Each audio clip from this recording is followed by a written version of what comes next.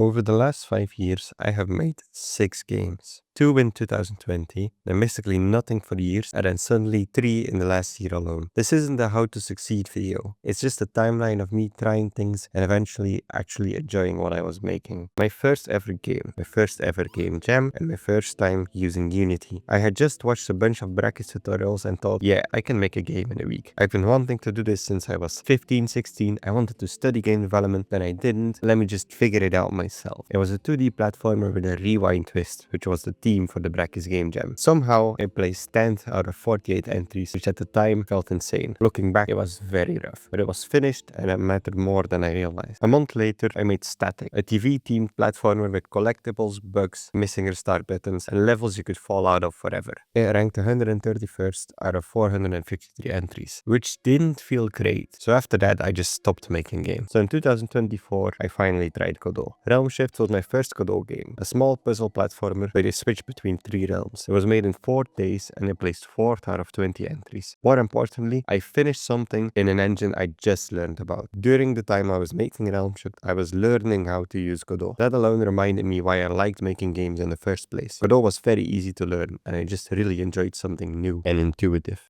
Fast forward to May 2025. I made Whispers in the Alley for the Fireside Game Jam. Whispers in the Alleys was a weird one. This game was made in about 14 hours total, while the entire jam was 7 or 10 days. This wasn't because of motivation, but because this was around the time I got diagnosed with Crohn's disease. It's a small detective game. You explore, find clues, identify a trait, and accuse the killer. You only get one chance. It placed 37th out of 79 entries. The results didn't matter much. The fact that I finished anything at that time kind of did. October 2025. A roguelite about dying, permanent progression, and slowly making future runs easier. You collect crystals, unlock shortcuts, and eventually earn the right to escape. This game was made in 4 days and placed 526th out of 1,263 entries. Which sounds bad, but it was also the first time people consistently said, you should expand this game. For the first time, the feedback wasn't just about bugs, it was about potential. And then there's RNGesus Hates You, a bullet hell where the game literally curses you every 15 seconds. Reverse controls, giant players, screen shakes, flashbangs. There are no power-ups, there is only suffering. This was the first game I actually enjoyed playing myself. It became my most played, most rated, and most commented game ever. And it placed around 14th, 15th out of 95 entries. Not because it was perfect, but because I knew exactly what it was.